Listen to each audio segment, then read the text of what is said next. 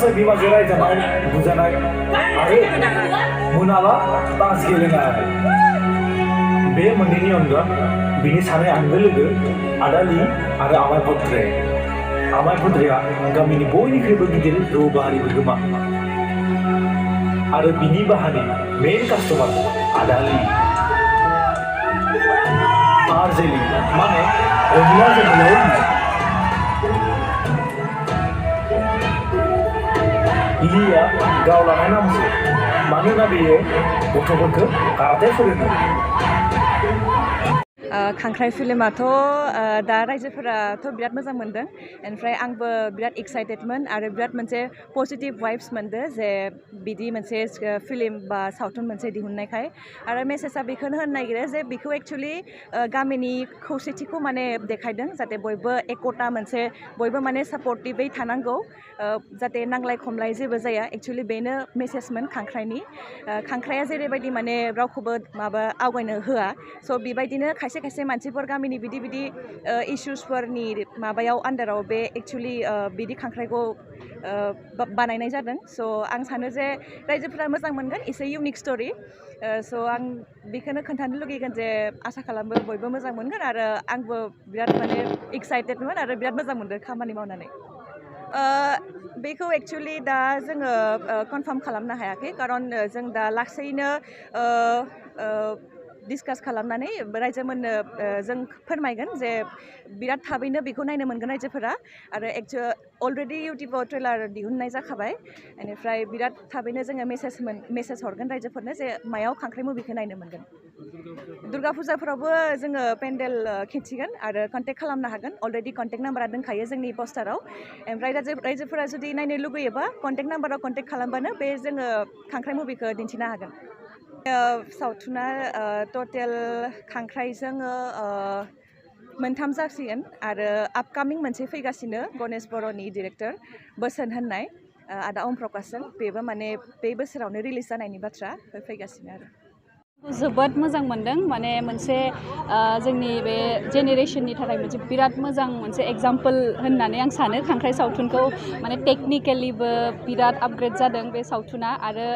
फुल एन्टारटेनिं माने स्टार्टिंनिफ्राय एन्डिंसिम माने बिराद एन्टारटेनमेन्ट जादों मुभिया आरो स्ट'रि बिराद इउनिक जादों ओमफ्राय बयबो फैनानै नायफैनांगौ खांख्राइखौ आरो थुलुंगा होनांगौ बिदिनो पुरा खांख्राइ टीमनिसिम आंनि बेस्ट विशेस बिराद मोजां जादों खांख्राइ सावथुना बयबो नायनांगौ थेंक इउ एक्सुवेलि खांख्राइ मुभियाव खामानि मावनो मोननानै आं एक्सुवेलि बुंनो थाङोबा लाखि मानोना खांख्राइ मुभियाथ' बोसोरथाम आवगायनिफ्रायनो एक्सुवेलि बिसोरो मा होनो शुटिंखौ जागायदोंमोन एक्सुवेलि गेजेराव आं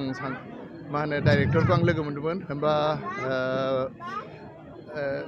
मा होनो हाल जांख्रा होननाय जेब्ला एलबाम खालामफैदोंमोन होमबानो बुंदोंमोन आदाया एसेबाबो खामानि मावनांगोन होननानै आं खांख्राइनि स्ट'रिखौ जेब्ला खोनाबाय होमबानो आं माने एक्साइटेड जानानै दंमोन जे बे मुभियाव एसेबाबो आं एक्टिं खालामगोन थ' दिनै माने बे खांख्राइ मुभिखौ नायनानै जोबोद मोजां मोनबाय आरो रायजोफोरा मोजां मोनगोन होननानै आं आसा लाखियो सार ओम प्रकाश खेरकाटारि बाजे बरसारानि आरो अन्जलि दैमारि मैम बेनि उनाव पेन्सि हेलिना आरो गोबां आर्टिस्ट जेरै रुपसिं मुसाहारि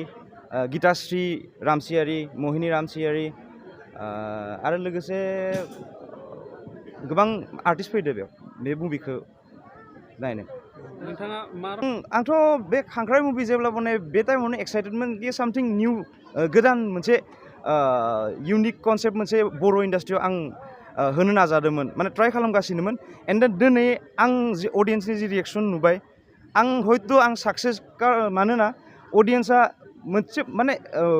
एक सेकेन्डबो माने फ्रेमनिफ्राय माने नोजोर हाथायाखै आरो बेयाव साक्सेस माने आङो होमब्लाथाय आंनि भिजना साक्सेस जोंनि टिमनि भिजना साक्सेस बेनो जों आनबिटेबल तामुलपुरियान नोंथाङा भलन्टियार्सफोरखौ एसे सामलायहैनांगौ सोरखौ साबायखर फार्स्ट अफ अल आङो आंनि पेरेन्टस आंनि आइ आफा कारण आइ आफा नङाबाथाय आङो इमान सापर्ट नङाबाथाय आं बे मुभिखौ बनायनो हानाय नङामोन एन्ड देन आंनि लोगोफोर जेरै क्लिंटन बिजित गासैबो सिद्धे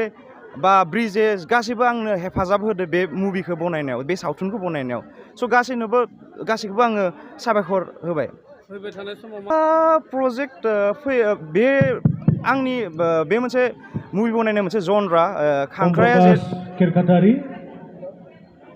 आं माने ओरैबायदि जनरानि मुभिखौ मोजां मोनो जेरावनोखि लाइक इट्स एन्ड एभ्रि केरेक्टारा इम्पर्टेन्ट दा खांख्राइखौ नुबाथाय नोंथांमोना बुजिगोन जे मोनसे फिसा केरेक्टाराबो भेरि इम्पर्टेन्ट आं आगोलबो खेबसे बे निउसाव बुंखाबाय जेब्लानोखि ट्रेलार हेंगारदोंमोन आं बे टाइमावबो आं बुंदोंमोन जे मोनसे फिसा केरेक्टाराबो इम्पर्टेन्ट बेयाव दा एटलिस्ट अडियेन्सआ नायना बुजिबाय अ नंगौ सासे केरेक्टाराबो इम्पर्टेन्ट आं बे टाइपनि मुभिफोरखौ मोजां मोनो माने आर्ट एन्ड क्लास बोथ अफ माने कम्बिनेसन जानानै मोनसे कमेडि जनरानि मुभि आं मोजां मोनो सेन्स अफ हिउमार जेरावनोखि थायो बे रखम आरो नेक्स्टआव आङो मेबि गोदान प्रजेक्ट आं खामानि मावगासिनो माने प्रि प्रडाक्शननि खामानि जागासिनो लाइट्स केमेरा एक्सन होननाय मुभि नेक्स्ट मुभि बे सावथुनाव अलरेडि बुंखाबाय जे गासैयाबो एक जानानै इउनाइटेड जानानै था नोंसोरो निजाखौ साननानै बाद होनानै इउनाइट जेब्ला थागोन होमब्लाथाय साक्सेस जागोन बे मुभियाव बे रखमनो बुंनाय थांदों थ' जोंनि बेल' नङा अनलि बेयाव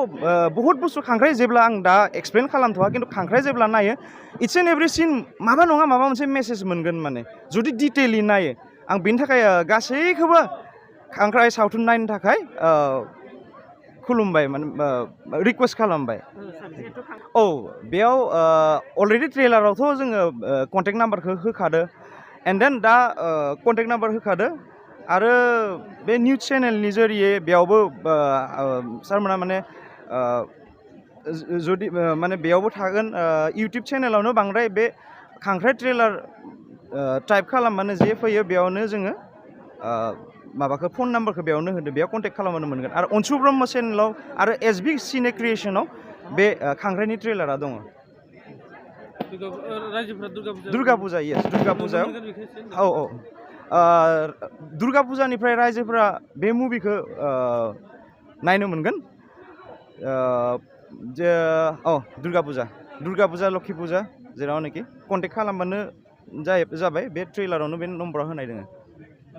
बे गासैबो रायजोफोरखौबो जोङो गोजोनथाव thank you all of you जे एथ' माने नायनानै मोजां मोनदों आरो बेयाव जोंनि टिमनिनोबो मेहनत जे जोङो 2 years लादो बे मुभिखौ बानायनो इट्स एन्ड एभ्रि फ्रेम जों गेलेदो आरो बे मुभिया